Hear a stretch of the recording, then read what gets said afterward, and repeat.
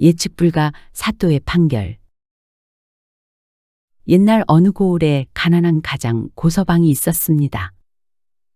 그의 가족은 아들 셋에 딸 둘, 자신과 부인까지 합쳐 총 7식구나 되는데 가진 땅이 없어서 농사도 제대로 짓지 못하고 남의 일을 해주며 하루하루 근근히 살아가는 형편이었지요. 그저 평범한 식구 많은 가난한 집안이었습니다. 고서방 가족은 초라한 초가집에 살고 있었지만 그 집의 마당만은 꽤나 넓었습니다. 해마다 옹기장수가 와서 마당에 짐을 풀어놓고 마을 사람들을 상대로 옹기를 팔곤 했을 정도니까요.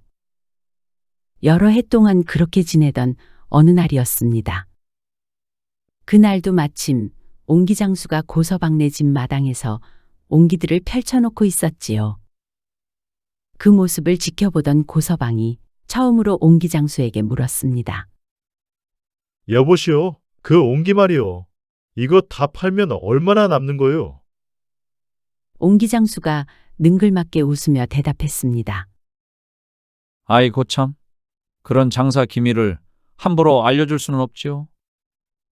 그렇지만 매년 이 집 마당에서 옹기를 팔며 신세를 지고 있으니 뭐 인심 좀 써서 특별히 알려드리지요. 옹기 장사는 열에 5이 남고, 사기 장사는 열에 4이 남고, 칠기 장사는 열에 7이 남는다오. 아, 진짜요? 옹기 장사가 열에 5이나 남는단 말이오? 우와, 생각보다 많이 남는구만. 고서방은 눈이 번쩍 뜨였습니다. 아니, 그럼 왜 열에 7이나 남는 칠기 장사를 안 하고 옹기 장사를 하는 거요? 옹기장수가 손을 내저으며 대답했습니다. 아이고, 그게 그렇지가 않소. 칠기는 워낙 귀한 물건이라 미천도 많이 들고, 또 오칠 제대로 된 좋은 칠기를 구하기가 하늘의 별 따기만큼 어렵소. 게다가 사는 사람도 부자들 뿐이니 쉽사리 팔리지도 않고, 그에 비해 옹기는 집집마다 다 쓰는 물건 아니겠소? 그렇구만요. 해가 뒷산에 걸릴 무렵 옹기장수는 장사를 마무리하고 짐을 챙겨서 자기 집으로 돌아갔습니다. 고서방은 옹기장수의 말이 자꾸만 머릿속에 맴돌았습니다. 5알이나 남는다니. 그럼 나도 진짜 옹기 장사를 해볼까? 하지만 문제가 있었습니다. 고서방에게는 옹기장사를 할 미천이 없었거든요. 그래서 밤새 고심한 끝에 다음 날 마을에서 알부잣집으로 유명한 박영감을 찾아갔습니다. 아니, 아침부터 뭔 일인가? 어르신, 뭐 좀 부탁드리고자 왔습니다요. 나한테 부탁? 알고 계시겠지만 제가 참 사는 것이 팍팍합니다. 혼자서 가장 노릇하는 것이 쉽지가 않습니다. 딸린 식구가 많아서요. 저기 그런데 옹기장수한테 들어보니까 옹기를 사다가 팔면 말입니다. 옹기 판 돈의 반 정도는 남길 수 있다고 하네요. 그래서 제가 옹기를 한번 팔아볼까 하는데 어르신께서 옹기 한 짐 값만 좀 빌려주시면 안 되겠습니까? 고서방의 얘기를 듣기만 하던 박영감은 고개를 끄덕였습니다. 그럼 그러시게. 고서방 자네는 그동안 우리 집 농사일도 많이 도와주고 내가 부탁한 일은 늘 성실하게 해줬지 않는가? 그런 착실한 사람한테는 충분히 들어줄 수 있는 부탁이구만. 아이고, 감사합니다, 어르신. 그렇게 해서 옹기 한 짐 값을 빌린 고서방은 기쁜 마음으로 이틀 동안 걸어 고개 넘어 큰 고을에 옹기전으로 갔습니다. 돈을 주니 옹기 가게 주인이 다 알아서 가지가지 구색을 맞춰 옹기들을 내주었습니다. 큰 항아리도 주고 물동이도 주고 뚝배기도 주고 사발도 주고 여러 가지 옹기를 지게에 한 짐 가득 메었습니다. 이제 고서방의 옹기 장사가 시작된 것이지요. 이제 어디로 가서 팔아야 하나? 우선 고서방은 낙동강 쪽으로 가서 팔아보기로 했습니다. 그런데 옹기짐이 워낙 무거워서 조금만 걸어가도 어깨가 욱신거리고 다리가 후들거렸습니다. 그래도 열에 5이나 남는다는 생각에 조심조심하며 힘을 내어 한 걸음 한 걸음 걸어갔지요. 한참을 그렇게 걸어가다가 도저히 견딜 수 없을 만큼 무거워서 길가에 짐을 내려놓고 쉬게 되었습니다. 따뜻한 봄볕 아래 한쪽에 지게를 세워두고 앉아서 담배 한 대를 피우고 있는데 갑자기 난데없는 회오리 바람이 불어왔습니다. 어라? 이게 뭐지? 순식간에 먼지가 푸 일어나면서 빙빙 돌더니 어찌해 볼 겨를도 없이 세워두었던 지게가 획 넘어져 버렸습니다. 팩 소리와 함께 옹기들이 모두 바닥에 떨어져 산산조각이 났습니다. 한두 개가 아니라 통째로 몽땅 다 깨져버린 것입니다. 고서방은 황급히 일어나 깨진 옹기들을 하나하나 살펴보았습니다. 큰 항아리도 물동이도 뚝배기도 그토록 정성스레 짊어지고 온 옹기들이 모두 산산조각이 나 있었습니다. 혹시나 하는 마음에 이리저리 뒤져보았지만 성한 것은 하나도 없었지요.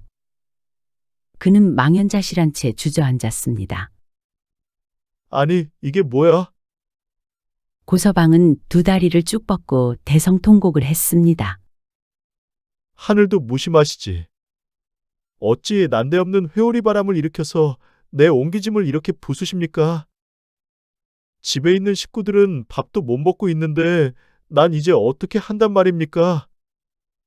한참을 그 자리에서 울다가 문득 뭔가 생각이 났습니다. 이곳이 창녕 고을이고 이 창녕의 원님이 송사를 공정하게 잘 처리하고 재판을 잘한다는 소문을 들었던 것 말입니다.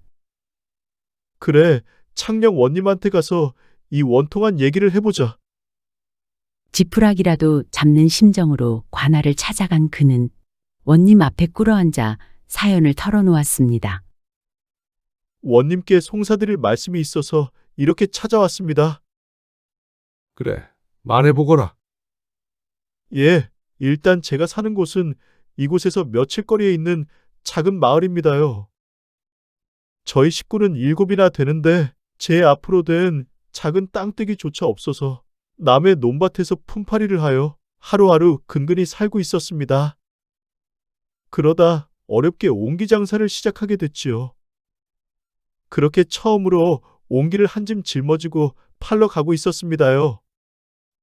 그런데 도중에 난데없는 회오리 바람이 불어서 제 옹기짐이 모조리 바삭 부서졌으니 이 노릇을 어떻게 한단 말입니까? 원님께서 이것을 좀 판결해 주십시오. 그러자 원님이 고서방에게 물었습니다. 그 옹기 한 짐 사는데 돈이 얼마나 들었느냐? 2냥이 들었습니다. 2냥이라? 예, 그렇습니다. 저희 마을의 부잣집 영감님에게 빚을 지어 샀습지요. 원님이 가만히 생각해 보니 참으로 불쌍하기 짝이 없었습니다. 하지만 안타까운 것은 안타까운 것이고 이걸 어찌 판결해 줄 수가 있겠습니까? 원님이 자기 주머니에서 돈을 꺼내서 옹기값을 내어주고 싶어도 그건 제대로 된 판결이 아니라 그저 동정일 뿐이니 말입니다. 참으로 딱한 노릇이었습니다. 그런데 원님은 무척이나 지혜로운 사람이었지요.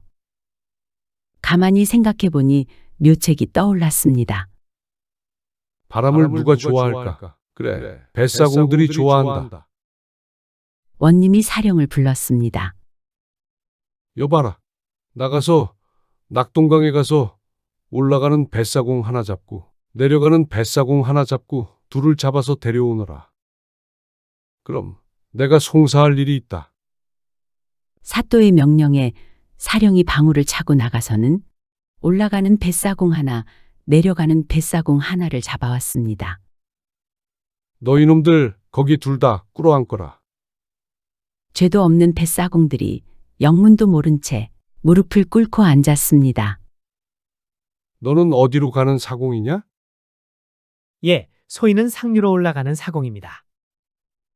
올라가는 사공이라. 내 너에게 물어볼 말이 있다. 예, 말씀하십시오. 올라가려면 강 상류 쪽으로 부는 바람을 좋아하겠구나? 아, 예, 그렇습니다요.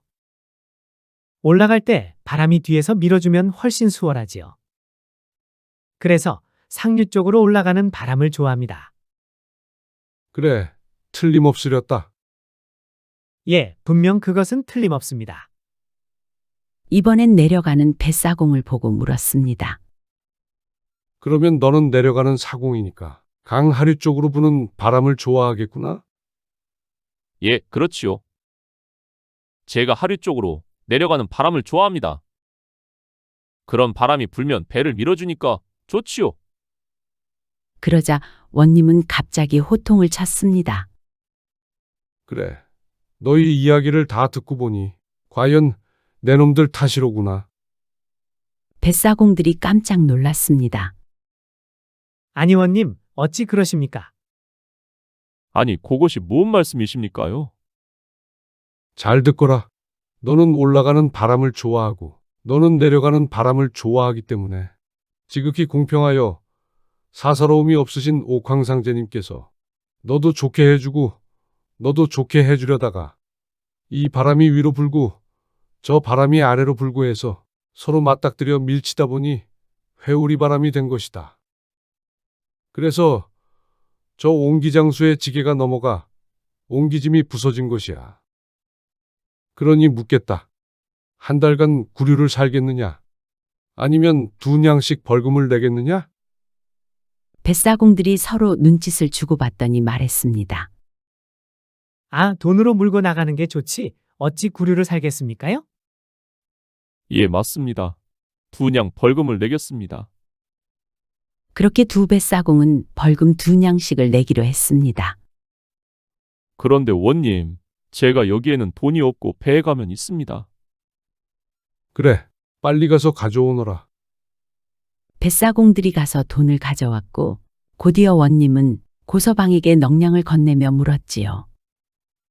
이 돈이면 옹기값이 되겠느냐? 고서방은 깜짝 놀라며 대답했습니다. 아이고, 되고도 남고 이문까지 남궜네요. 진짜 대단한 명관이십니다. 고서방은 그 돈을 가지고 집으로 돌아가서 다시 옹기장사를 할 수 있게 되었답니다. 얼마 후 같은 고을에는 또 다른 사건이 일어났습니다.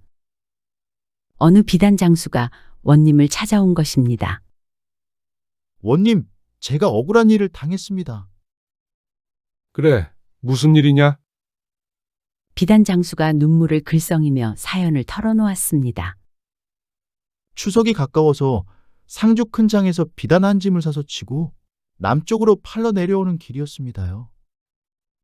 사나흘을 걸어 내려오다가 너무 피곤해서 산중턱 망두석 옆에서 잠시 쉬려고 했는데 바람이 시원해서 저도 모르게 깜빡 잠이 들었지요.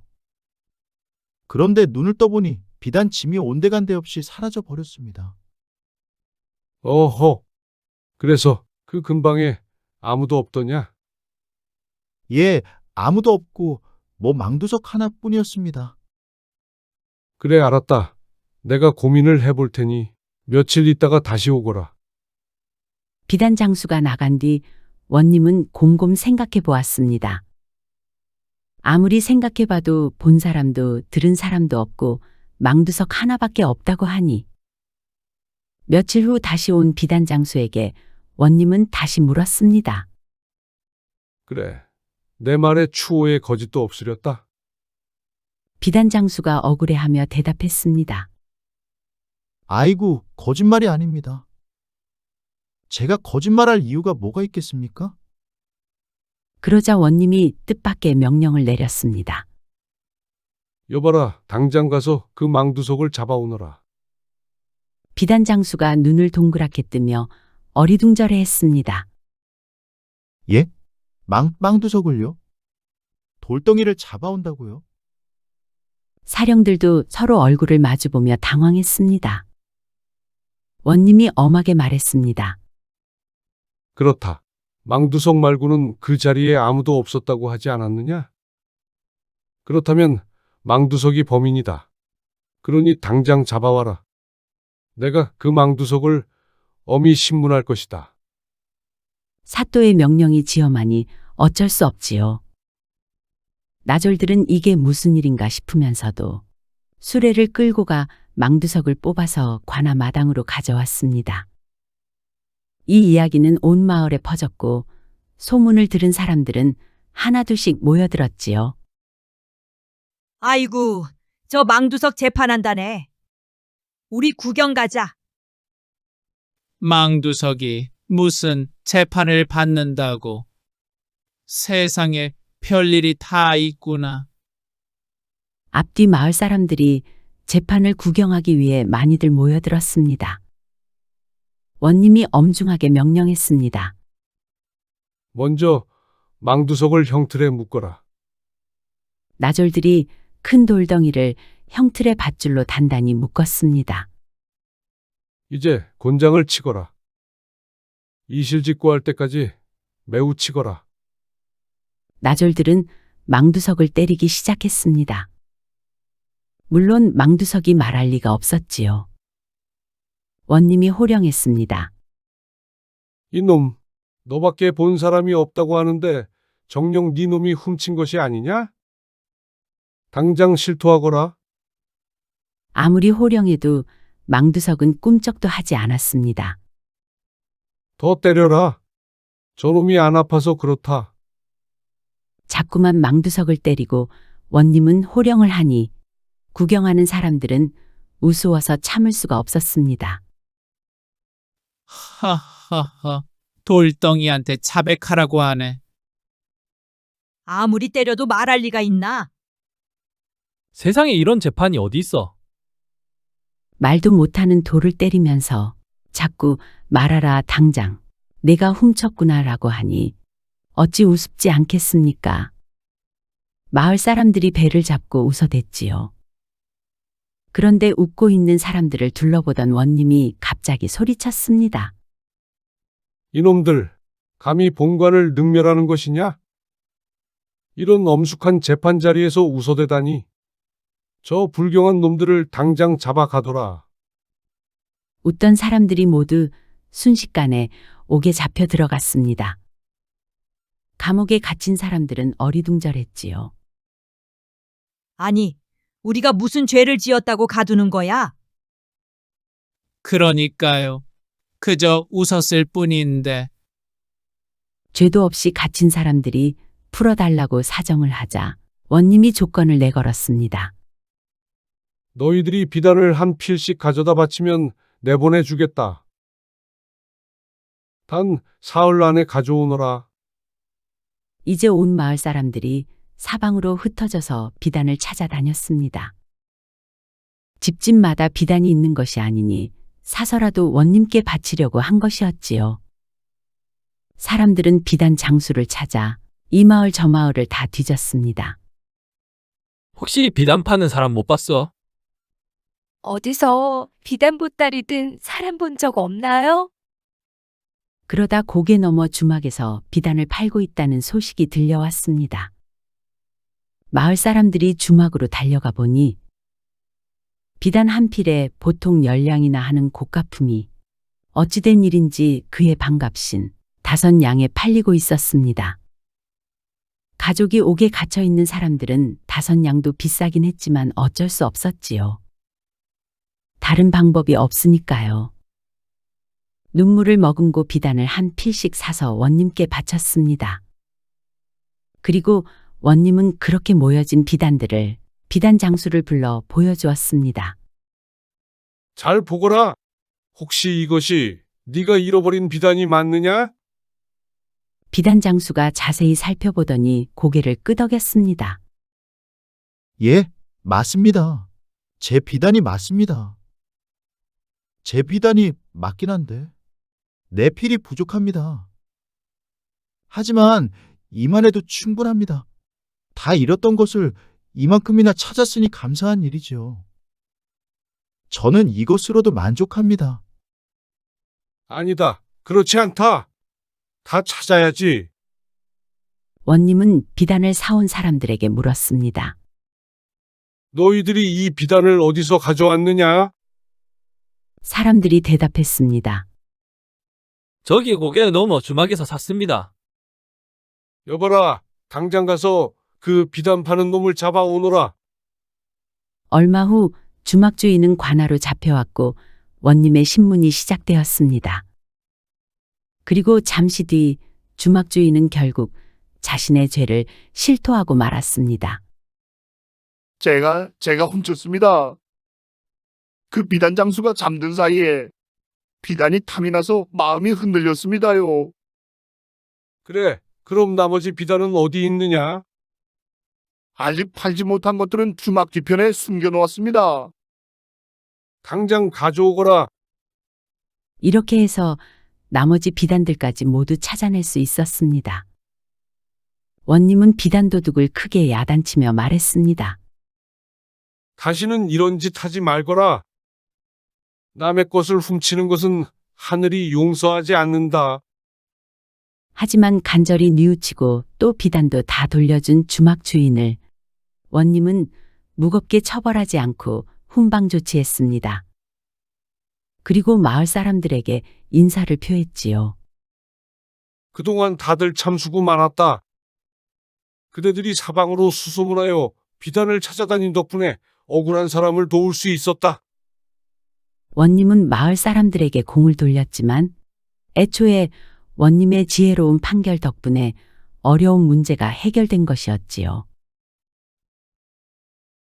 옹기장수 사건에서는 억울한 상황을 당한 가난한 사람을 위해 원님은 기발한 논리로 배상을 받게 해주었고, 비단장수 사건에서는 직접적인 증거가 없는 상황에서도 창의적인 방법으로 진범을 찾아냈습니다.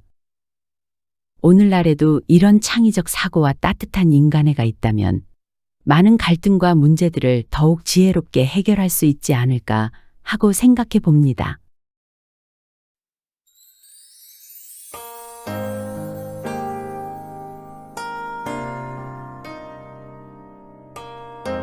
시청해 주셔서 감사드립니다. 지금까지 사랑방이야기였습니다. 항상 건강하시고 행복하시고 만사형통하시고 평안하시고 꽃길만 걸으시고 좋은 일들만 가득하시기 바랍니다. 마지막으로 구독, 좋아요도 눌러주세요. 더 재미있는 이야기로 찾아뵙겠습니다.